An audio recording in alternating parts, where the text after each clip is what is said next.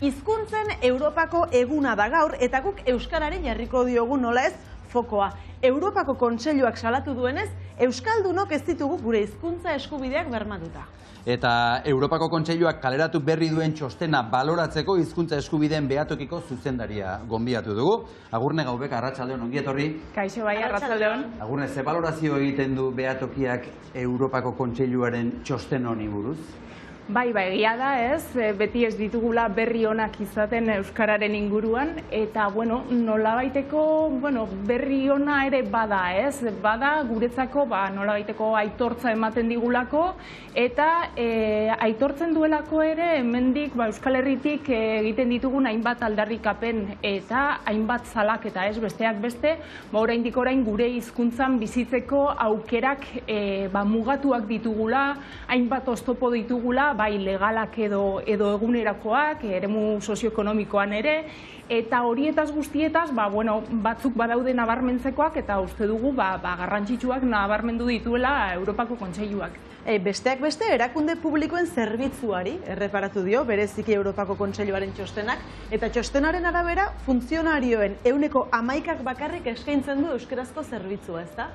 Bai, hori da, 11% horren barruan, ezberdintasunak daude, bai Euskal Autonomia Erkidegoa, Nafarroako Foru Erkidegoa, edo estatuko administrazioetako zerbitzuen inguruan, baina egia da, aitortzen dutela, ez, beraiek ematen dituzten gomendio horietan, aipatzen dutena da, oraindik orain oso urria dela administrazio publikoetan eta zerbitzu publikoetan dagoen euskararen ezagutza orokorrean. Eta gero, bai, aipamen bi egiten ditu, bat, adibidez, osasungintza edo gizarte zerbitzuak bezalako sektoreetan berariaz neurriak hartu beharra ikusten duela, ez? Eta ze gomendio gehiago ematen dizkigu Europako Kontseiluak?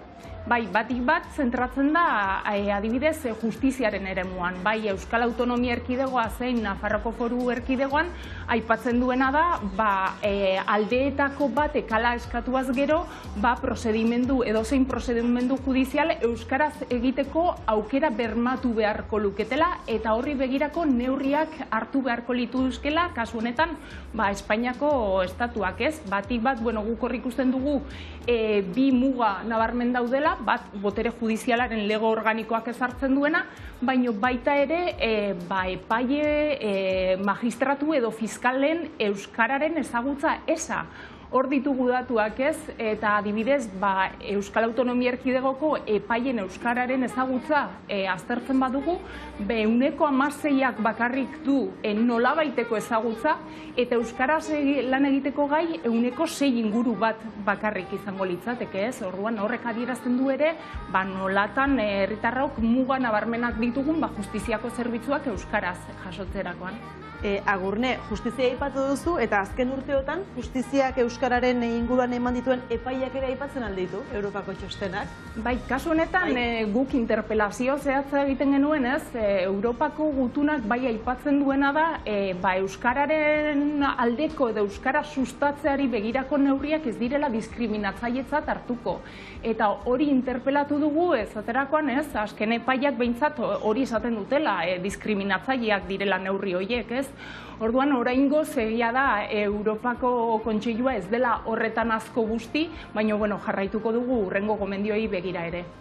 Ez dakit, Agurne, txosten horrek gero zerbaiterako balio duen. Ez dute eskorra izan nahi, baina esan nahi dut, horrek gero praktikan jartzen aldira, baldute bestelako ibilbiderek. Bai, egia da, 6.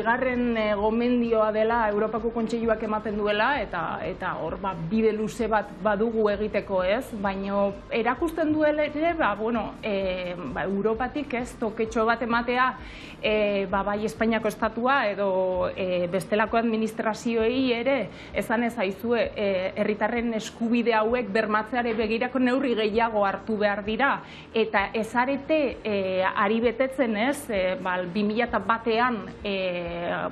sinatu zenituzten konpromiso horiek, eta horrek guretzako ere badu pisua, badu pisu soziala eta badu pisu politikoa ere. Eta hortan, bidean aurrera egiten jarraituko dugu.